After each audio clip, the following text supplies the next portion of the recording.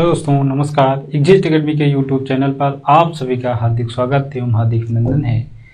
और कैसे हैं आप सभी? उम्मीद करते हैं आप सभी लोग अच्छे होंगे, ज़बरदस्त होंगे, मुस्कुराते होंगे। चलिए, आज संविधान की इस श्रृंखला में हम राष्ट्रीय प्रतीक के बारे में चर्चा करते हैं। राष्ट्रीय प्रतीक मतलब जैसे राष्ट्रीय ध्वज हो गया, राष्ट्रगान हो गया, इसी तरीके से राष्ट्रीय गीत हो गया, राष्ट्रीय चिन्ह हो गया। इसी तरीके की चीज़ें आज छोटे छोटे कॉन्सेप्ट को क्या करेंगे, पढ़ेंगे और उसकी जानकारी को क्या करेंगे, थोड़ा सा और बेहतर करेंगे।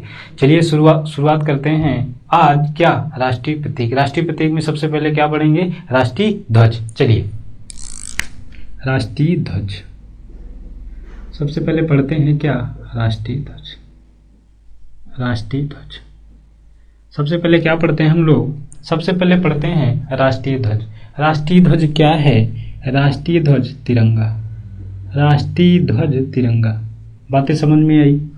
राष्ट्रीय ध्वज क्या है? तो राष्ट्रीय ध्वज के बारे में क्या बताएंगे हम लोग? तिरंगा बताएंगे। याद रहेगी बातें। चलिए, यह जो राष्ट्रीय ध्वज तिरंगा है, इसमें 3 प्रकार की क्या होती हैं? इसमें 3 प्रकार की पट्टियां होती हैं। 3 प्रकार की पट्टियां होती हैं। 3 प्रकार की क्या होती हैं? पट्टियां होती हैं। चलिए, 3 प्रकार की पट्टियां कौन कौन सी होती हैं? तो पहली पट्टी क्या होती है? केसरिया रंग की होती है या केसरिया होती है, जो साहस का प्रदर्शन करती है। जो साहस का क्या करती है? प्रदर्शन करती है। बातें समझ में आई? जो साहस का प्रदर्शन करती है। इसी तरीके से दूसरी पट्टी क्या होती है? श्वेत होती है। दूसरी पट्टी कैसी होती है? श्वेत रंग में होती है, श्वेत रंग में होती है। और यह शांति एवं सच्चाई का प्रदर्शन करती है। यह शांति एवं सच्चाई का प्रदर्शन करती है। शांति एवं सच्चाई का प्रदर्शन करती है। इसी तरीके से तीसरी पट्टी क्या होती है? तीसरी एक पट्टी होती है क्या? तीसरी एक पट्टी होती है क्या? हरी जो पट्टी होती है, यह जो हरी पट्टी होती है, यहाँ पे लिख लीजिएगा श्वेत पट्टी। यह जो हरी पट्टी होती है, यह हरी पट्टी उर्वरकता तथा समृद्धि का प्रदर्शन करती है। किसका प्रदर्शन? उर्वरकता तथा समृद्धि का प्रदर्शन करती है। बातें समझ में आई? बातें समझ में आई यहाँ तक कि नहीं? यह जो राष्ट्रीय ध्वज है, राष्ट्रीय ध्वज मेरे भाई क्या होता है? राष्ट्रीय ध्वज तिरंगा होता है। तिरंगे में 3 प्रकार की पट्टियां होती हैं। केसरिया, पहला क्या? केसरिया सबसे ऊपर होती है, जो साहस का प्रदर्शन करती है। बीच में श्वेत पट्टी होती है, यह शांति एवं सच्चाई का प्रदर्शन करती है। सबसे नीचे हरी पट्टी होती है, यह उर्वरकता तथा समृद्धि का प्रदर्शन करती है। यहाँ तक बातें समझ में आई भाई?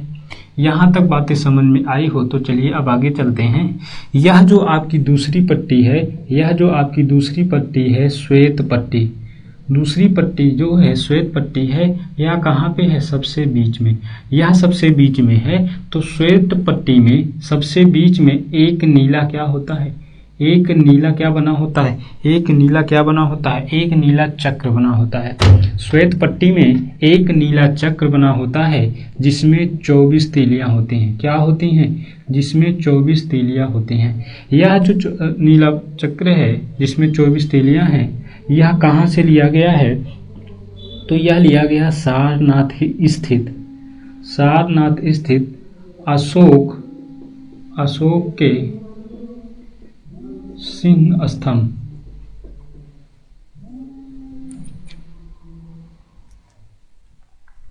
यह जो श्वेत पट्टी है, यह सबसे बीच में होती है और श्वेत पट्टी के बीच में एक नीला चक्र होता है, जिसमें 24 तीलियां होती हैं। और यह आपका नीला चक्र सारनाथ स्थित अशोक के सिंह स्तंभ के चक्र की अनुकृति है। बातें समझ में आ रही है? अनुकृति है। यह न्याय का क्या है? यह न्याय का प्रतीक है। बातें समझ में आ रही है या नहीं मेरे भाई? बातें समझ में आ रही है नहीं मेरे भाई? जो आपका राष्ट्रीय ध्वज है, राष्ट्रीय ध्वज के बीच में जो एक श्वेत पट्टी होती है, यह जो श्वेत पट्टी है, श्वेत पट्टी पर एक नीला चक्र बना है और नीला चक्र में कितनी तीलियां हैं? 24 तीलियां हैं। और यह नीला चक्र सारनाथ स्थित अशोक के सिंह स्तंभ के चक्र की अनुकृति है। इसका मतलब होता है क्या? न्याय का प्रतीक। यहाँ तक बातें समझ में आई या नहीं आई? यहाँ तक मेरे भाई बातें समझ में आई या नहीं आई? अब चलिए आगे चलते हैं। यह जो राष्ट्रीय ध्वज है, यह राष्ट्रीय ध्वज संविधान सभा द्वारा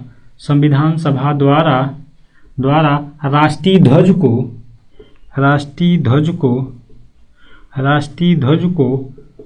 22 जुलाई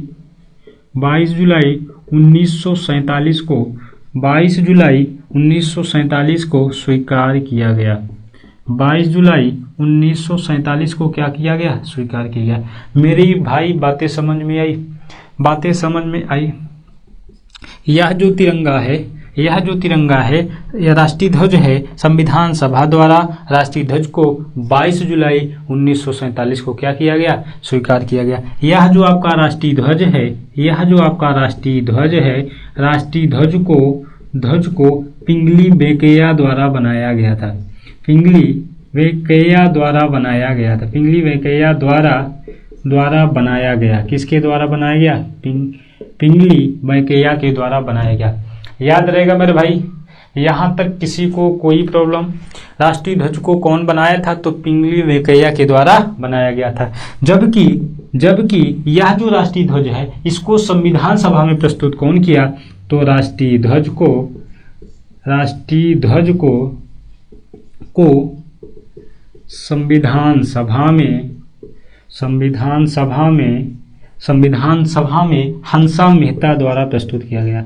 हंसा मेहता द्वारा प्रस्तुत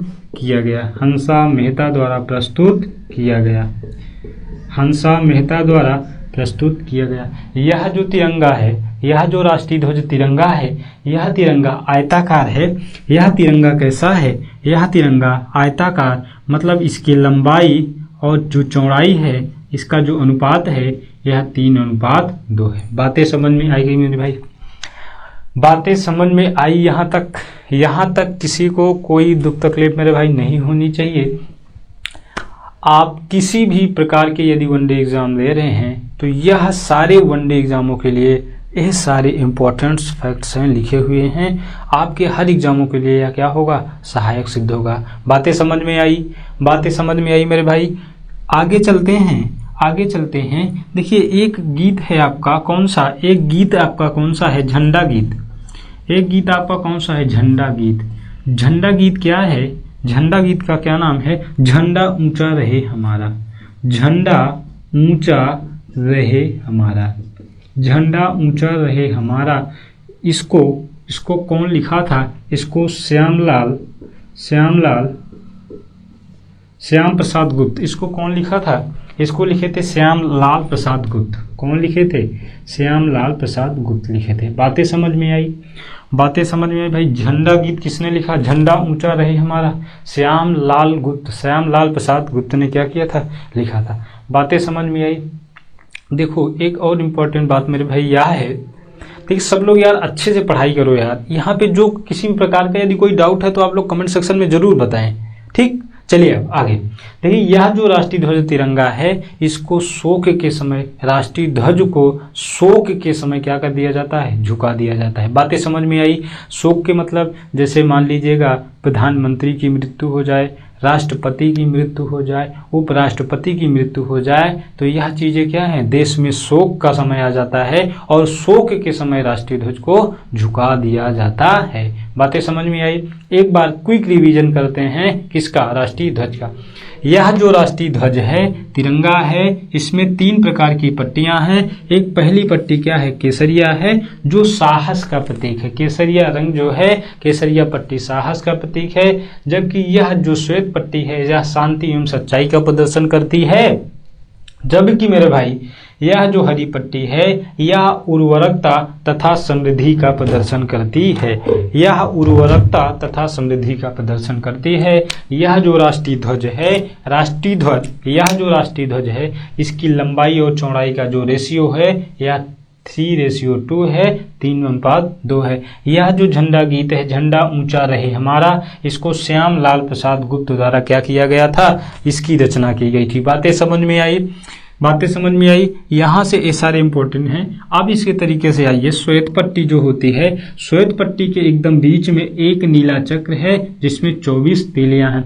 यह जो नीला चक्र है यह सारनाथ स्थित अशोक के सिंह स्तंभ के चक्र की अनुकृति है। बातें समझ में आई?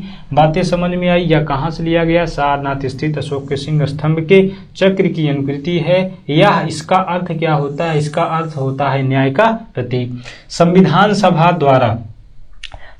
सभा द्वारा राष्ट्रीय ध्वज को 22 जुलाई 1947 को स्वीकार किया गया। और इस राष्ट्रीय ध्वज को कौन तैयार किया था? तो राष्ट्रीय ध्वज को पिंगली वेंकैया द्वारा तैयार किया गया था या बनाया गया था। राष्ट्रीय ध्वज को संविधान सभा में कौन पेश किया था, प्रस्तुत किया था? हंसा मेहता ने। बातें समझ में आई मेरे भाई? बातें समझ में आई हों तो आप लोग क्या करें, कमेंट सेक्शन में आप कमेंट करें। यदि किसी प्रकार का मेरे भाई डाउट है तो आप उस डाउट को भी क्या करें, कमेंट सेक्शन में बताएं। ओके, थैंक यू, जय हिंद।